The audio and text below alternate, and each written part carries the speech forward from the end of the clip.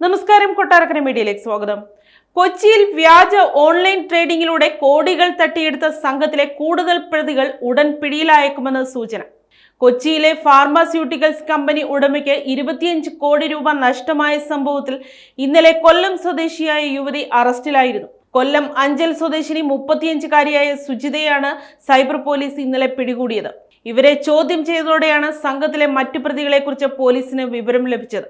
20ഓളം അക്കൗണ്ടുകളിലേക്കാണ് തട്ടിപ്പ് സംഘം കടവന്ത്ര സ്വദേശിയെ കൊണ്ട് പണമടപ്പിച്ചത്. പല സമയങ്ങളിലായാണ് പണം തട്ടിയെടുത്തത്. കടവന്ത്ര സ്വദേശി പണം നൽകിയതിൽ ഒരു അക്കൗണ്ട് പാലാരിവട്ടം ഫെഡറൽ ബാങ്ക് ശാഖയിൽ സുജിതയുടെ പേരിലുള്ളതാണ്. സുജിതയുടെ സഹായത്തോടെയാണ് പണം സംഘം വിദേശത്തേക്ക് മാറ്റിയതെന്ന് പോലീസ് കണ്ടെത്തി. ഇവർ കമ്മീഷൻ വാങ്ങിയതിനും തെളിവ് ലഭിച്ചു. സുജിതയിൽ നിന്നാണ് മറ്റ് പ്രതികളെ കുറിച്ചുള്ള വിവരങ്ങൾ പോലീസിന് ലഭിച്ചത്. സുജിത നിലവിൽ റിമാൻഡിലാണ്. കൊച്ചി സൈബർ പോലീസ് രജിസ്റ്റർ ചെയ്ത കേസിലാണ് സുജിത അറസ്റ്റിലായത്. രാജ്യാന്തര സൈബർ മാഫിയകൾക്ക് തട്ടിപ്പിൽ ബന്ധമുണ്ടോ എന്നും പോലീസ് അന്വേഷിക്കുന്നുണ്ട്.